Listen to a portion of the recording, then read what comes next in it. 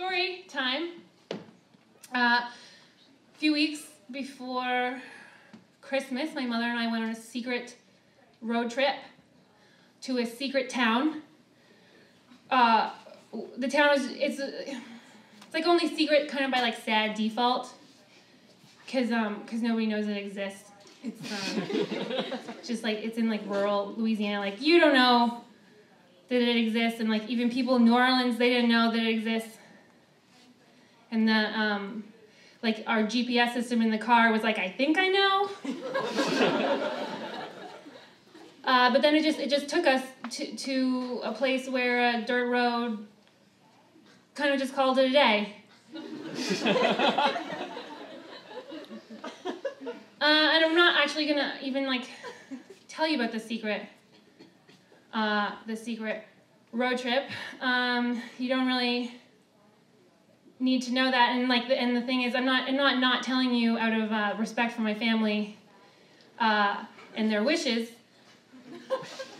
I'm not telling you out of kind of like a tribute to them, and the way that they distribute information based on a system of need to know.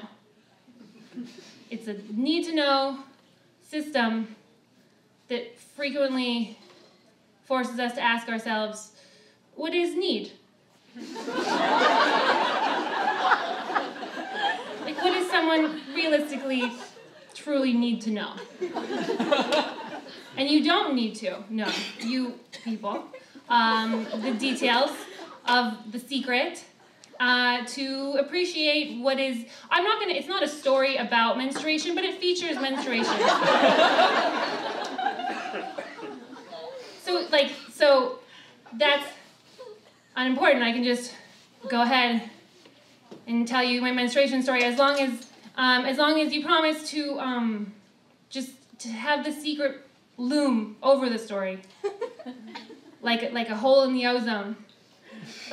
Just like know that it's there and like feel the weight of its absence as I tell you about a period I had.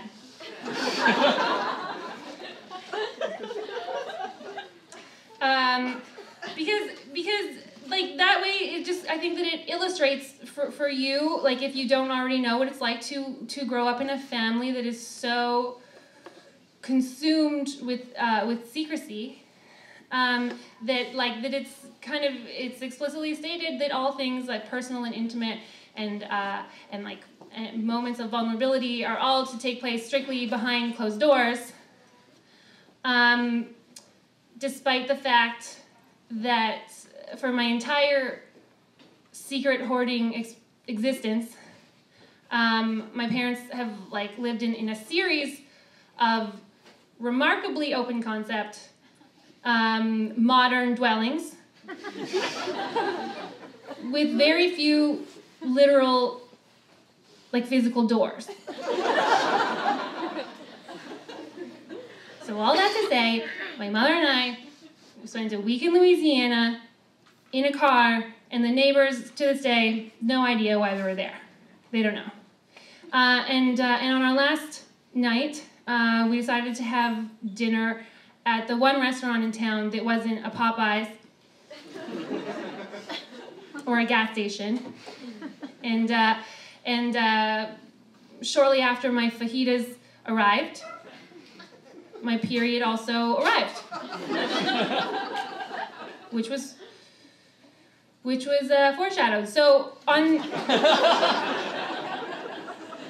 the way back to our Best Western that night, I stopped in at the at some point in history, someone decided, let's just call this the feminine hygiene aisle. The aisle for feminine hygiene in the local Walmart, while my mother just waited patiently in the car holding two enormous takeout pina coladas in her lap.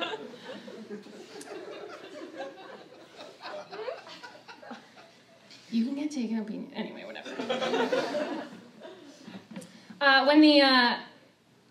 When the Walmart cashier woman, as she was scanning my value pack of tampons, she like made a point not to look at them. They were in her hand, and she was like, "They're not there." And she's like, "You can look." And then I saw her reaching for a plastic bag to put them in, and I said, "No, I don't need a bag. That's fine." And she like leaned in and she whispered, "Most people want a bag."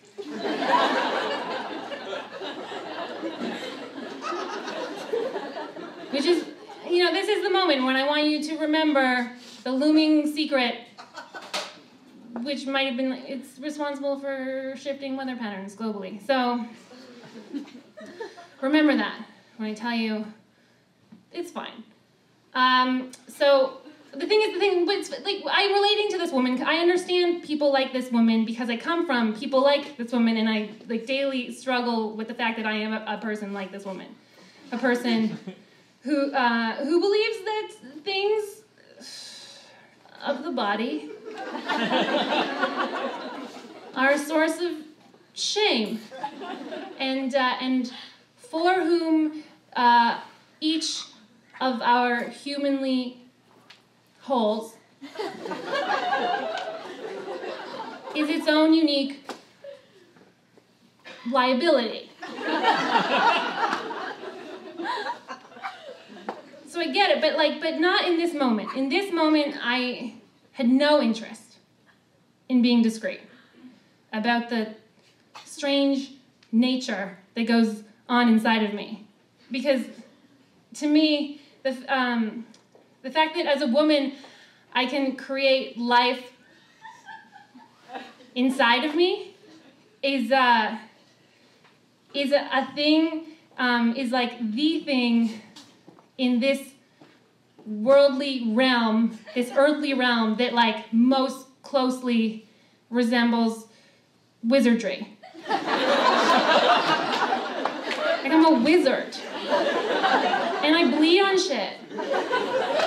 Like I bleed on my best underwear, and I bleed on my jeans sometimes, and I've bled on bed sheets, and I've bled on some laissez-faire individuals. Like, if you really take stock of all the things I could possibly be bleeding on at this moment, box of tampons, that's the most conservative. So I was on my high horse when I refused for the second time her polite advice to take this plastic bag emblazoned with the Walmart logo that probably would just end up in the ocean, like strangling a sea turtle. And I declared, and in writing, like typically, like it's very weak usually to use verbs like declared, but there's no doubt that I was a declaration at this moment when I told this stranger in a Walmart, hell no! Because I have my period, and everybody here needs to know. And then I took my variety pack of tampons out of the store, held high, as if this single gesture could absolve me of the web of lies in which I am, like, remain complicit to this day. And I got in the car with my tampons and with my mother and with my, like, womanly pride and with our pina coladas, and we drove back to our Best Western, where I realized, false alarm, guys. Don't have my period after all. Stay tuned for the next episode of my podcast. Come back, please.